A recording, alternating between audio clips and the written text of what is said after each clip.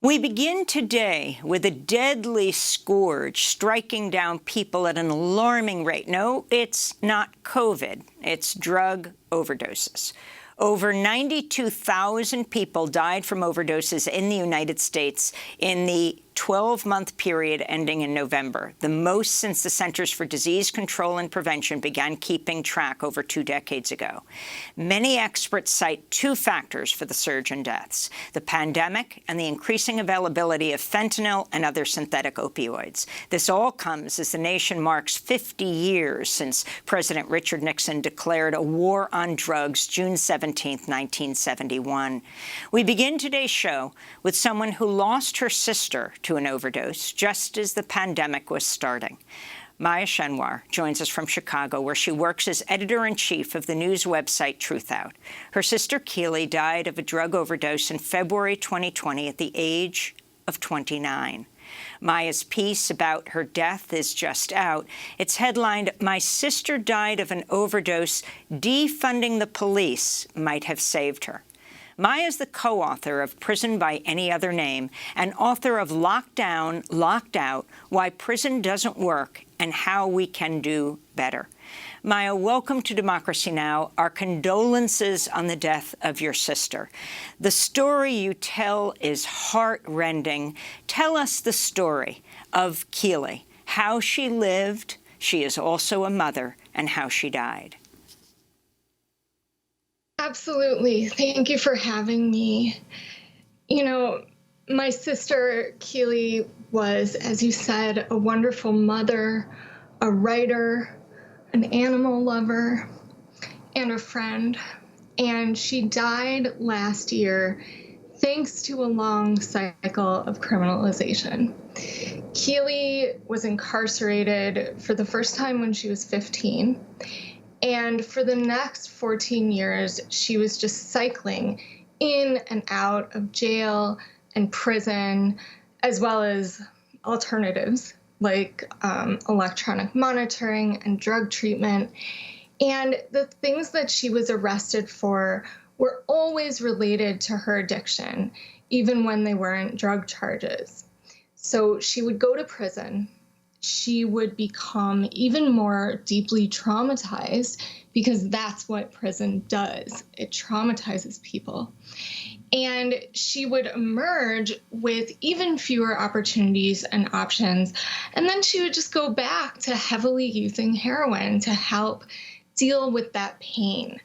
And I want to point out real quick, so heroin in a vacuum, just like any other drug, is not the problem.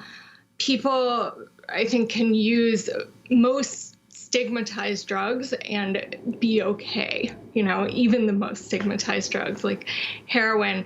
But people are not supported in using drugs and being okay because they're criminalized. So while Keeley was incarcerated, horrible things happened to her, like anyone who's locked up. She experienced violence that was perpetrated by guards. She experienced the daily violence that everyone experiences of strip searches and medical neglect and really just being called by a number instead of by your name. And also she experienced giving birth to her baby while she was incarcerated, and a prison guard was just sitting there watching her give birth. And when Keeley returned to using heroin after her time in prison or a mandated treatment program, each time she was at a much greater risk of overdose. And this is something I really want to emphasize. This is true for so many people who use drugs, who are released from prison. So within the first couple of weeks after being released, someone's risk of overdose is almost 13 times higher than it is for the rest of the population. And that's partly because your tolerance for the drug is lower because you haven't been using.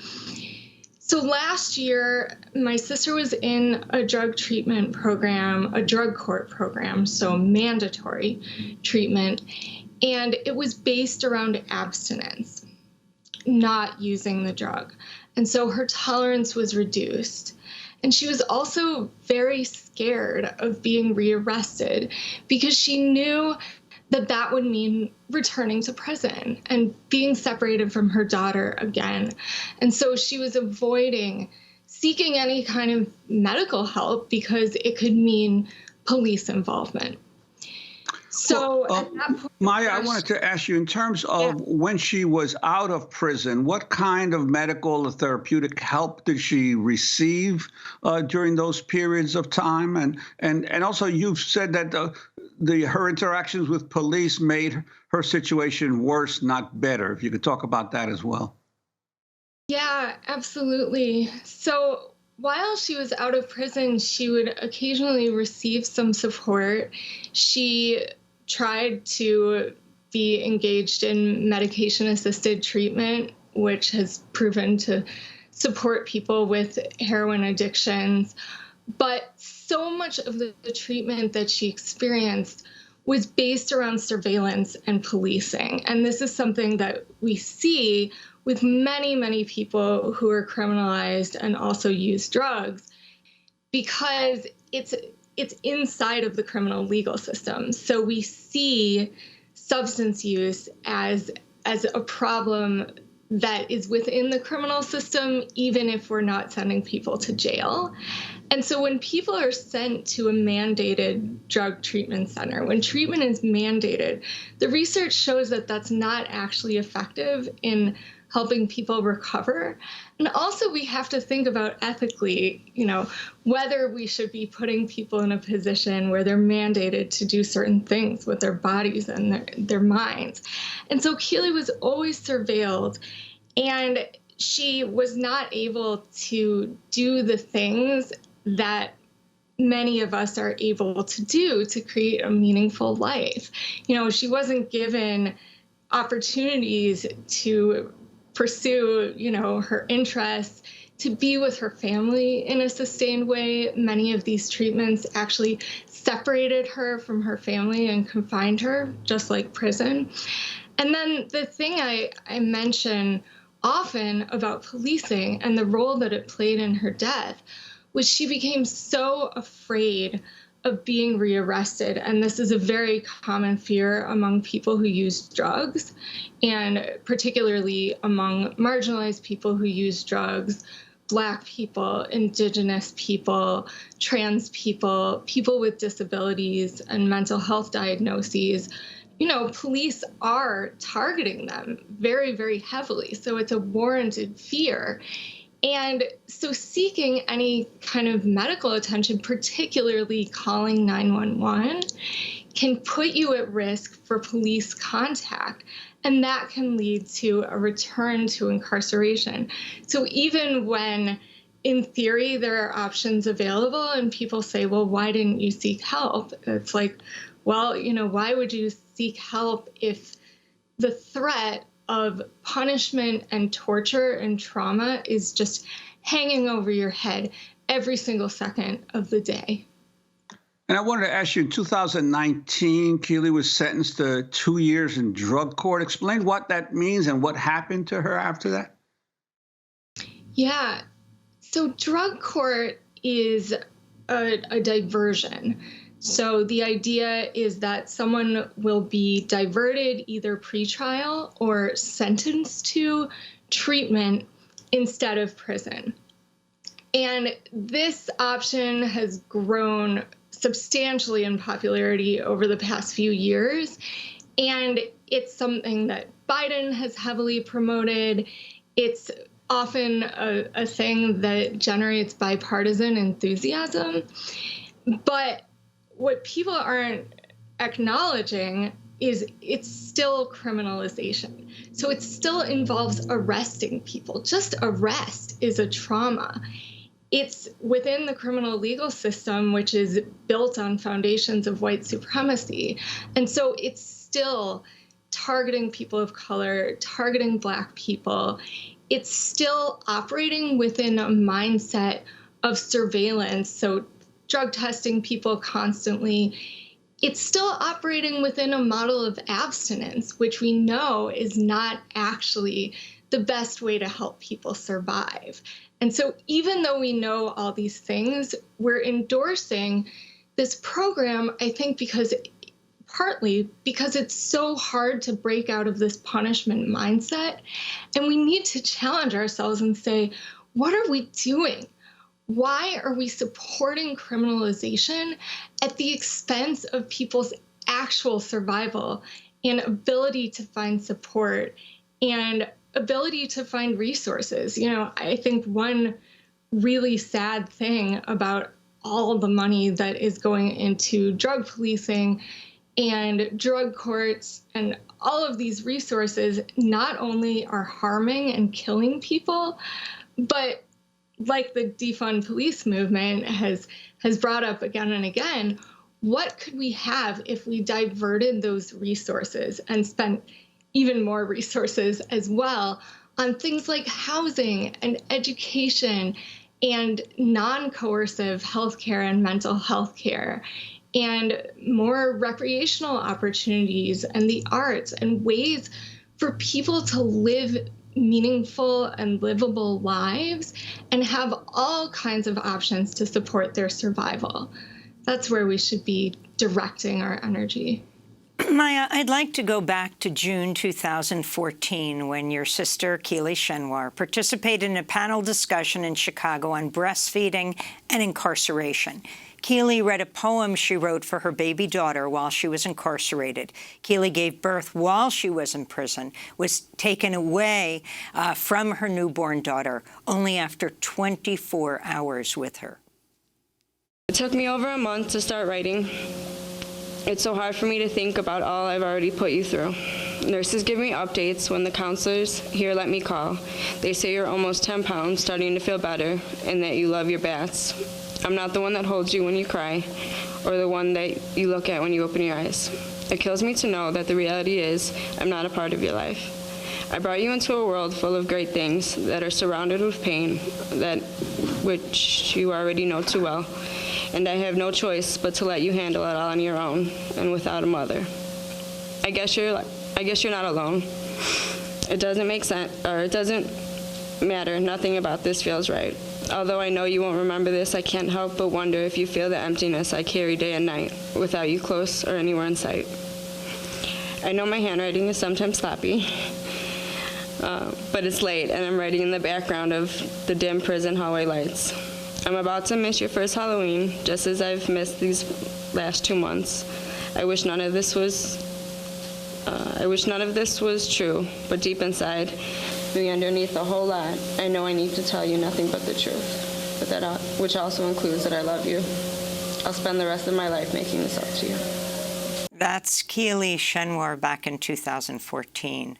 I'm so sorry, Maya, how difficult this is for you, which makes it all the more brave for you to have written this piece and truth out and to tell your sister's stories and her truths.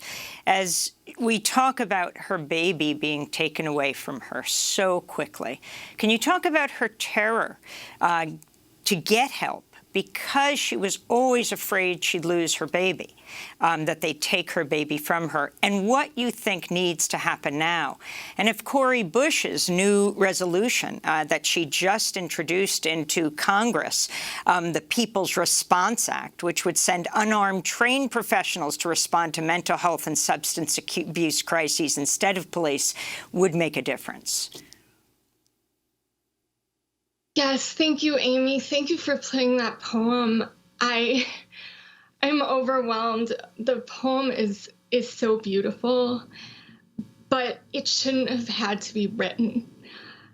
Tearing a mother away from her newborn baby is one of the most violent acts in the universe, and it's perpetrated by our legal system. And I think when we think about the terror of Keeley, and so many mothers and parents who use drugs and more generally who are criminalized, we have to think about this double punishment. The fact that not only are they under threat of being put into torture chambers, prisons, but also they're under threat of this deep, deep wrenching punishment of being torn away. And of course, for Keeley, that was also the trauma of actually being pregnant and giving birth behind bars. And when we look forward and think about, well, what can be done, I think the number one thing we need to be thinking about is end criminalization and policing. And this, this might sound like something we're doing away with instead of introducing, but I think it's generative, because criminalization and incarceration are traumatizing and torturing people, and they're also putting us in the mindset that this is all we can do, that this is our go-to solution. Well, you can't actually administer treatment through a system like that. And as we've discussed, police are actually making it less likely that people are going to seek emergency help when they really need it. And so I think that within that, we also need to look at some of the other demands that are being made by organizers working to defund the police and to defend Black lives. And I think Cori Bush's legislation does encompass some of that. We need to be fueling resources toward priorities that affirm life, and that includes housing, education, food, healthcare. These things would absolutely reduce overdoses, in addition to all the other many benefits they would have and the ways in which they would build toward creating a more flourishing and meaningful and equitable society. And I think creating non-police emergency responses is definitely something we should be funding and fueling. I believe Cori Bush's bill actually puts funding into existing programs, which is good. And we also need to be lifting up and funding and supporting all of the mutual aid efforts and the efforts that have actually been created by people who use drugs to support people in their survival, come up with creative harm reduction techniques, and actually bring those to the community. And I think that in addition, I just want to say real quickly that actually legalizing drugs and doing that in a way that's informed by racial justice, that grants reparations to people most impacted by the drug war, that also has to happen too, as we're talking about all these issues with people dealing with contaminated drugs, people dealing with overdoses when they didn't even realize what amount they were taking. So I think it's all of these things together with a mindset of freedom and supporting people in their survival, a mindset of healing and liberation, instead of the idea that you can confine and surveil and police people into so-called recovery.